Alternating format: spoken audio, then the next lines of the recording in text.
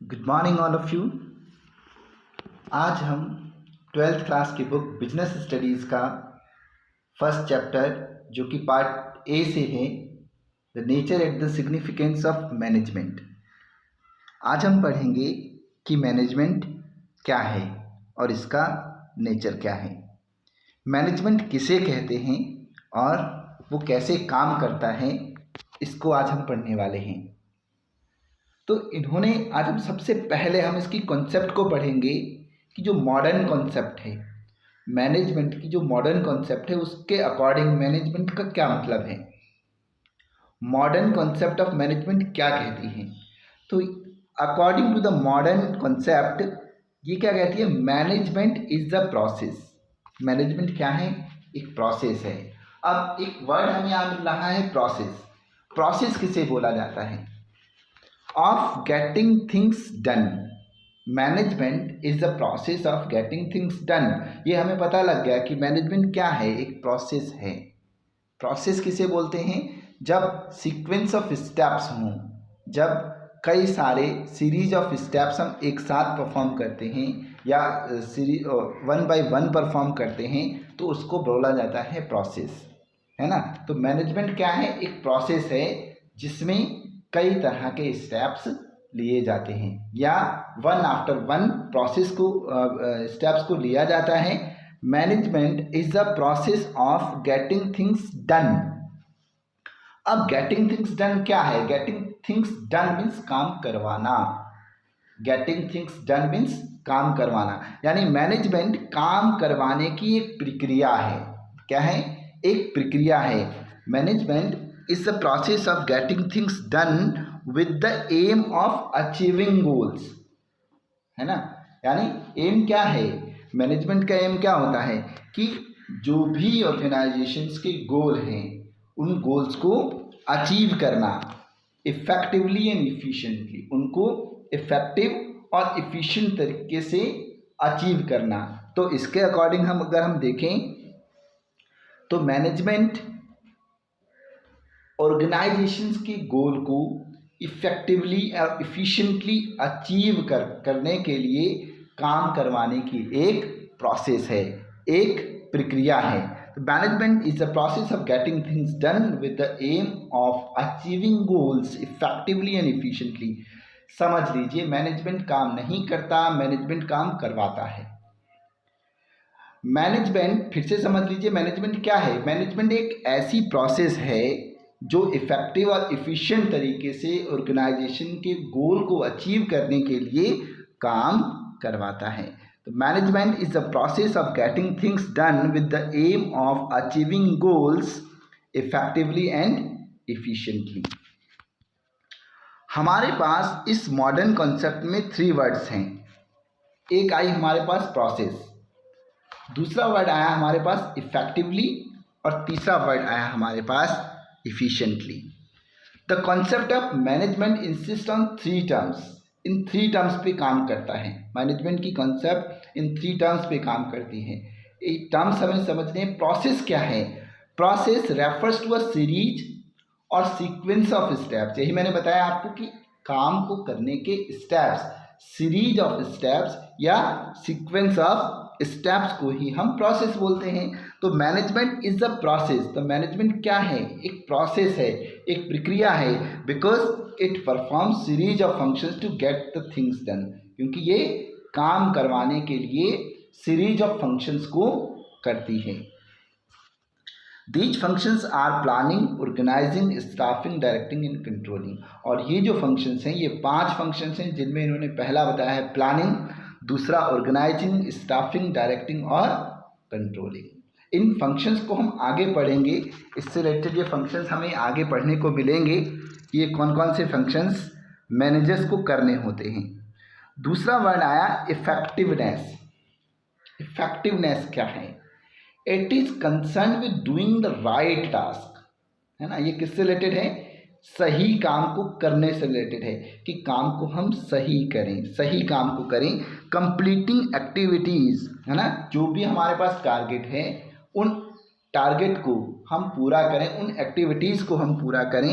And achieving गोल, और अपने goals को अचीव करें।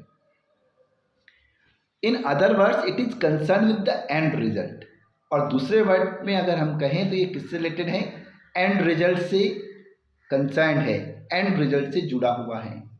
सपोज करें हमें 100 कंप्यूटर बनाने का टारगेट मिलता है और हम अगर जब 99 कंप्यूटर बनाने तक हमारा टारगेट पूरा नहीं होता है, हमारी एक्टिविटीज़ पूरी नहीं होती हैं, क्योंकि हमारा टारगेट है 100 कंप्यूटर्स को अचीव करना, 100 कंप्यूटर्स को बनाना।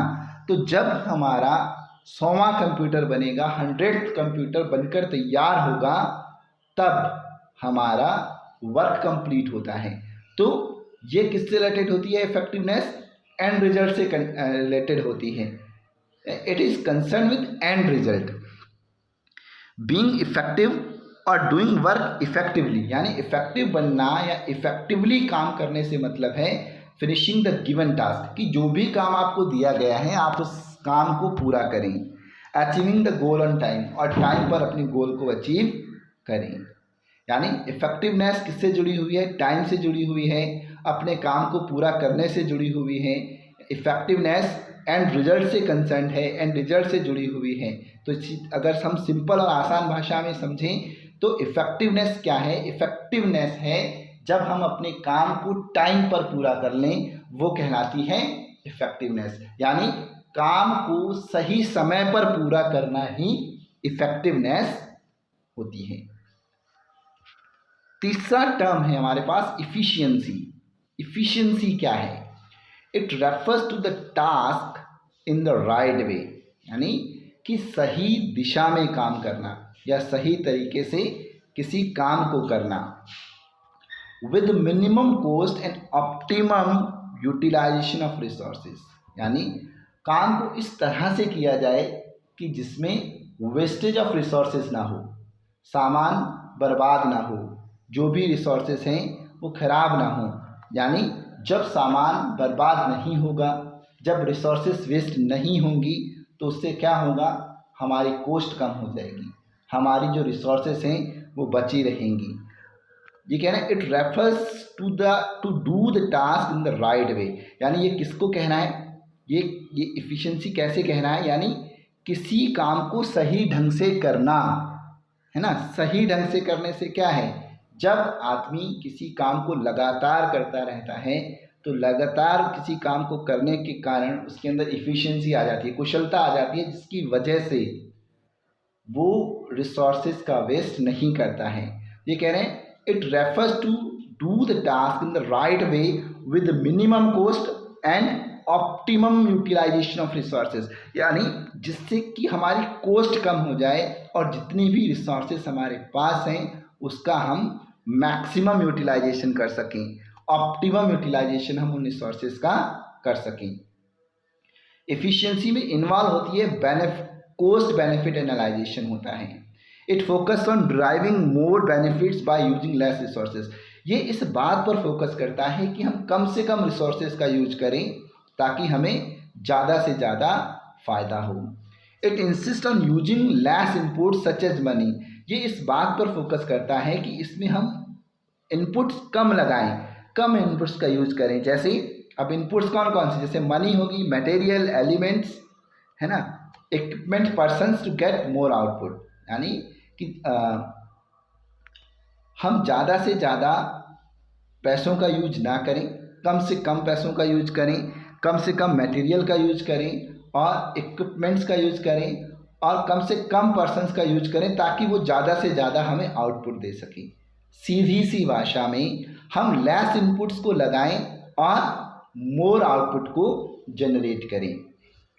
Management is concern with the efficient use of resources, और मैनेजमेंट जो जुड़ा हुआ है वो रिसोर्सेज के एफिशिएंट यूज से जुड़ा हुआ है। इसी को हम एफिशिएंसी बोलते हैं। एफिशिएंसी मीन्स यानी do the task in the right way with minimum cost and optimum utilisation of resources, यानी कम से कम रिसोर्सेज का हम यूज करें, उसका ऑप्टिमम यूटिलाइजेशन करें और कम से कम हमारी कॉस्ट आए, लेस इनपुट्स को हम लगाएं और मैक्सिमम आउटपुट हम लें।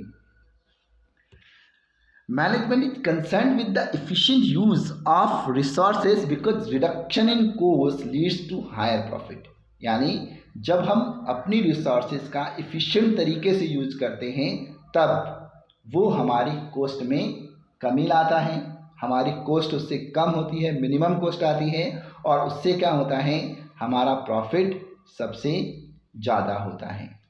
अब हमें जो समझना है वो ये कि इफ़ेक्टिवनेस और इफ़िशिएंसी में डिफरेंस क्या है। इन्होंने बेसिस दे रखे हैं, है ना। सबसे पहले दे रखा है मीनिंग, जो बेस है डिफरेंस करने का। It refers to completing the task on time. Effectiveness किस बात पर जोर देता है?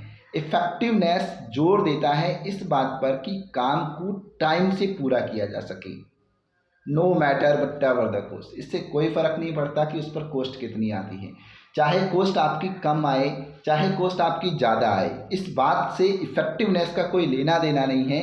इफेक्टिवनेस एक ही बात पर फोकस करती है, वो इस बात पर फोकस करती है कि जो काम है वो टाइम पर पूरा हो जाए, यानी काम को टाइम पर पूरा करना ही इफेक्टिवनेस है।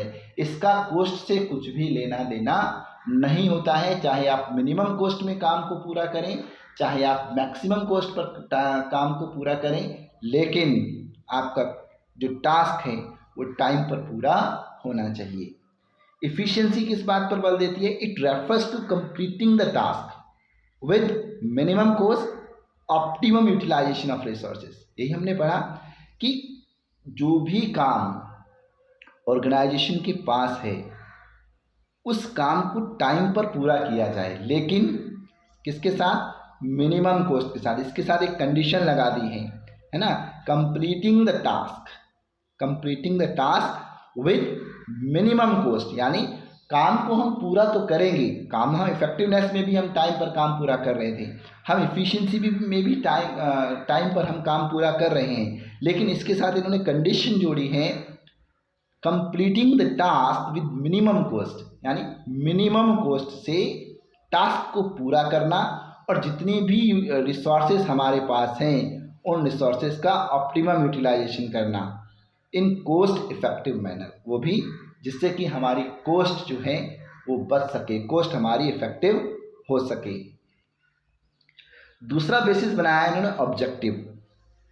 इफेक्टिवनेस जुड़ी हुई किससे होती है? एंड रिजल्ट से जुड़ी हुई होती है, ताकि हम एंड रिजल्ट को अचीव कर सकें। इफेक्टिवनेस रिलेटेड होती है एंड रिजल्ट से, लेकिन इफिशिएंसी रिलेटेड होती है बेनिफिट एनालाइजेशन से, कॉस्ट बेनिफिट एनालाइजेशन से।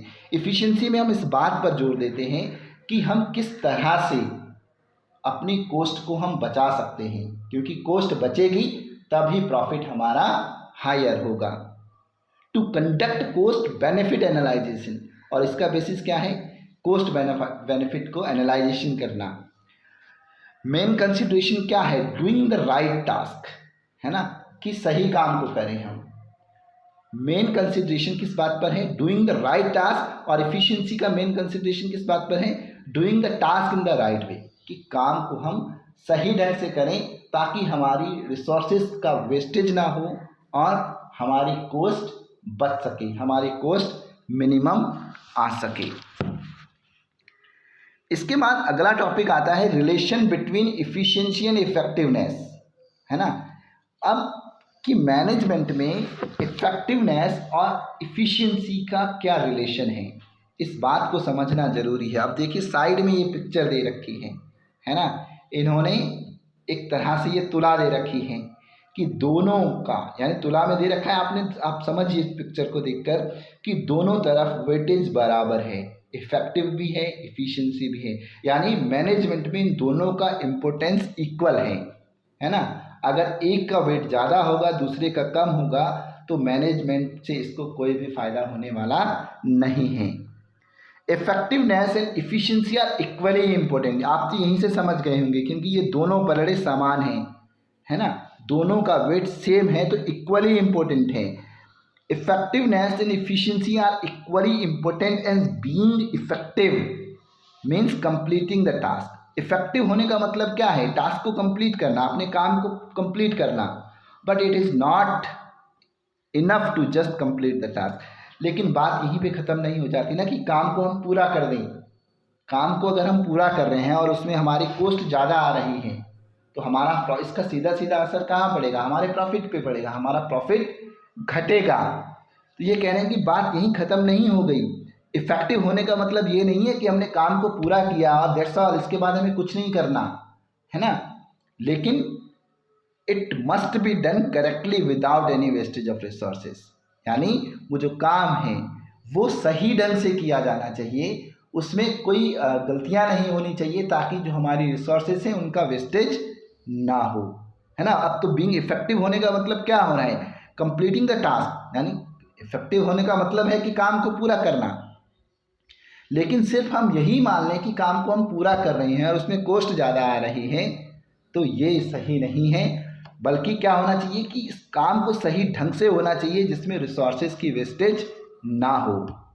तो इसीलिए हम बोल सकते हैं कि दोनों, है ना, effectiveness and efficiency are the two sides of a same coin.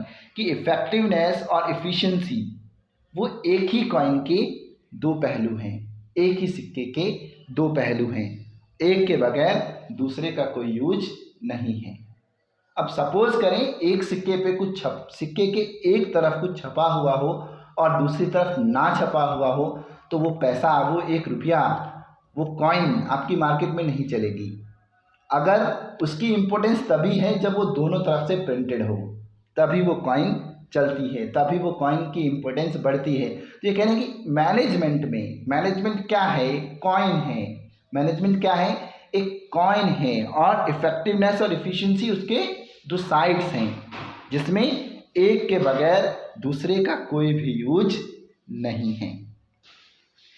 Effectiveness and efficiency together lead to higher profit. जब ये दोनों मिलते हैं, इफेक्टिवनेस और इफिशिएंसी दोनों मिलते हैं, तो ये हायर प्रॉफिट और ऑर्गेनाइजेशन के लिए हायर प्रॉफिट को लेके आते हैं, प्रॉस्पेरिटी को लेकर आते हैं। लेकिन अगर इन दोनों में से कोई भी ऑर्गेनाइजेशन में इफेक्टिवनेस और इफिशिएंसी नहीं होती, तो वो ऑर्गेनाइजेशन फेल हो सकता है, क्योंकि उस ऑर्गेनाइजेशन में ना तो इफिशिएंसी थी ना ही इफेक्टिवनेस थी।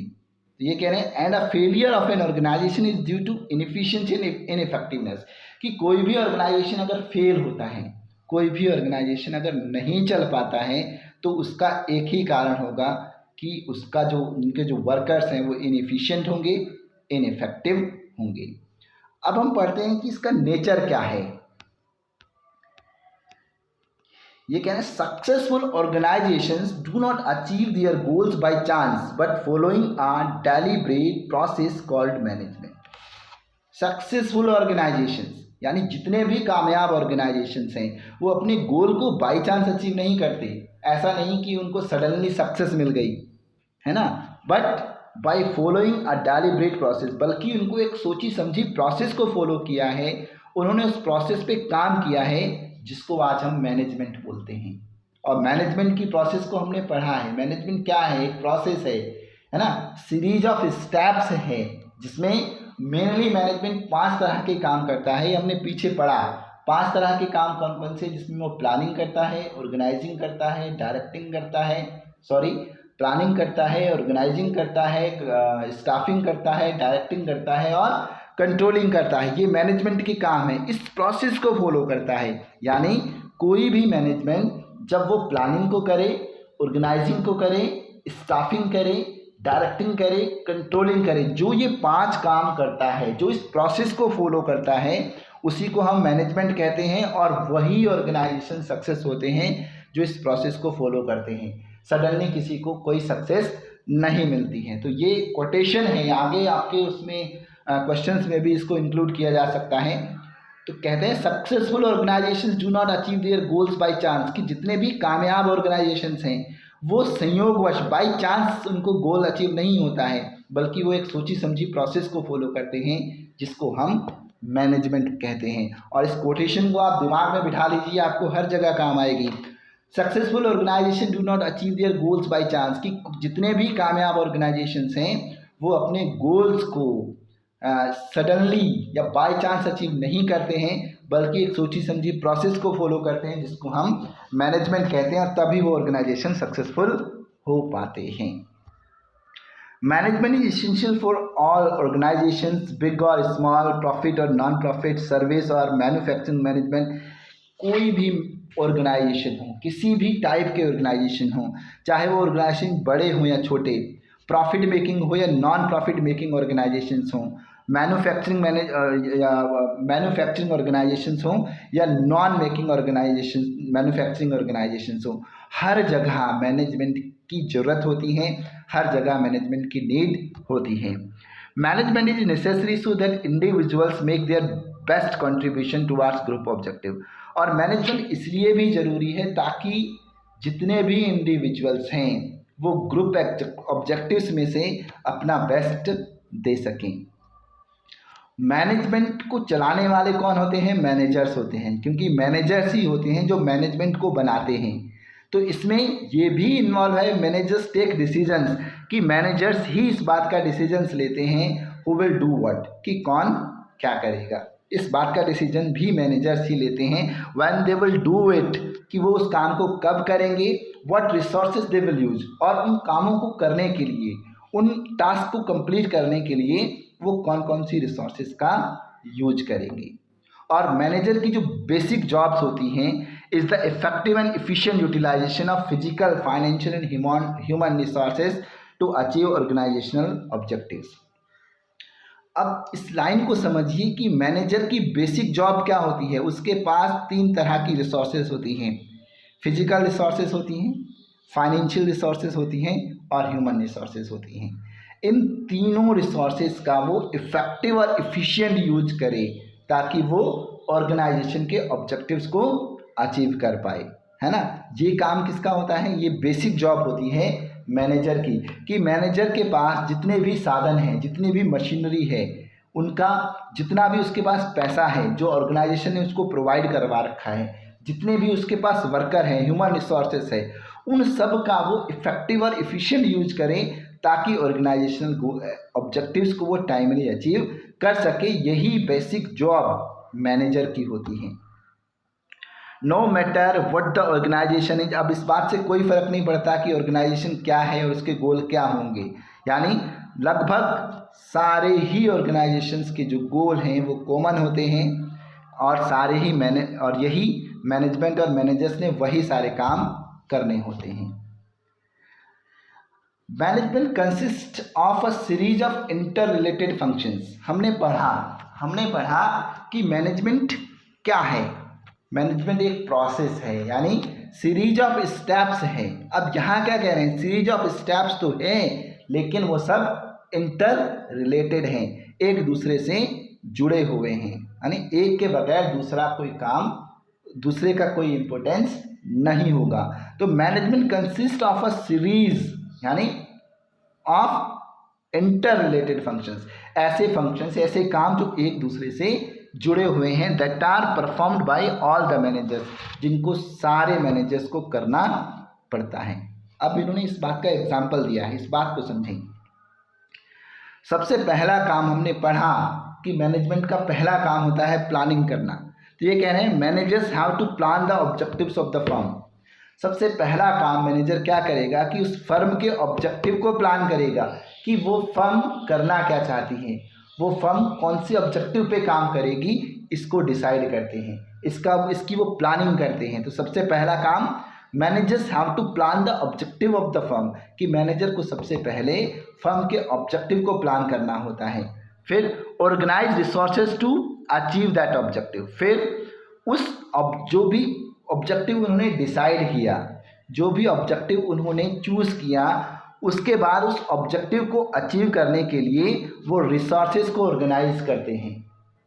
जैसे सपोज़ कोई हम किसी काम को करना चाहते हैं या कोई फैक्ट्री लगाना चाहते हैं तो उसके लिए हमें लैंड की ज़रूरत होगी।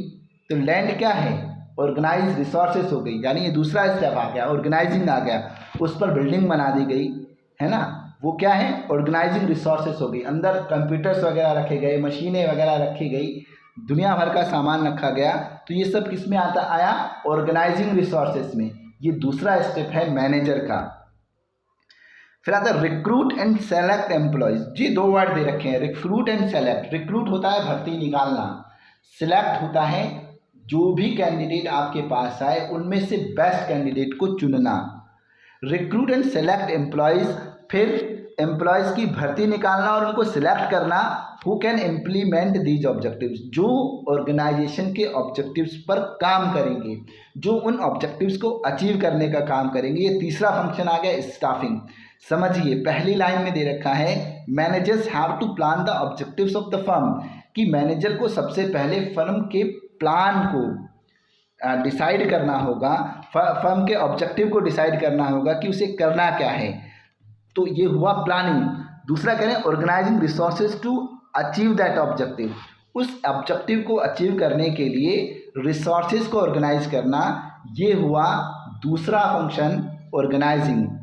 तीसरा फंक्शन है recruit and select employees who can implement these objectives, कि फिर उन एम्प्लॉयज़ की भर्ती निकालना और उन एम्प्लॉयज़ को सिलेक्ट करना जो इस ऑब्जेक्टिव को इम्प्लीमेंट करेंगे, ये हुआ स्टाफिंग। फिर कह रहे हैं giving directions, communicating and motivating these employees to achieve objectives effectively and efficiently, और फिर उनको डायरेक्शन देना, उनको दिशा निर्देश देना, उनके साथ बातचीत करना, है ना, उनको मोटिवेट करना ताकि वो अपने ऑब्जेक्टिव्स को अचीव कर सकें, ताकि वो अपने ऑब्जेक्टिव को दो तरह से इफेक्टिव और एफिशिएंट तरीके से यूज कर सकें। ये हुआ हमारा चौथा function directing and ultimately checking whether everything is going as per plan और नॉट। और एट लास्ट में जो प्लान हमने सबसे पहले तैयार किया था कि हमने ये काम करने हैं, फिर उन कामों को उस काम से जो रियल में काम हो रखा है, यानी प्लान्ड वर्क को फिर परफॉर्म्ड वर्क के साथ हम मैच करके देखते हैं कि सब कुछ हमारे प्लान के अकॉर्डिंग हो रहा है या नहीं हो रहा। ये है मैनेजमेंट का पांचवा काम, जिसको हम बोलते हैं controlling. How the time spend by managers in different function is different, यानी मैनेजर्स अलग अलग तरह के फंक्शंस में अलग अलग टाइम स्पेंड करते हैं। Managers eight top level spend time more in planning, यानी टॉप लेवल के जो मैनेजर्स होते हैं वो अपना ज़्यादातर समय प्लानिंग और ऑर्गेनाइजिंग में लगाते हैं। Then the managers at lower level, और इसके बाद तो लोअर लेवल के जो मैनेजर्स हैं वो अपने अपने स्तर पे वो सारे काम करते हैं। फिर उन्हें कुछ एग्जाम्पल दे रखे हैं। If you see real life example, Shiv Nadar of SCL enterprise performs all these functions, वो इन सारे फंक्शंस को करते हैं। कौन कौन से function? Planning, organising, staffing, directing और controlling. So is Nusli Wadia Bombay Dyeing, और ऐसे ही एक मैनेजर हैं बॉम्बे डाइंग की नूसली वादिया। माइक्रोसॉफ्ट के बिल गेट्स हैं, इंदिरा नूई हैं पेप्सिको की, और आपके स्कूल का कुछ प्रिंसिपल भी ऐसे ही हैं।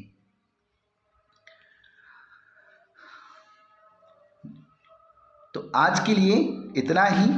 अगर आपको ये क्लास अच्छी लगी हो तो इस पर लाइक और कमेंट करना ना भूलें।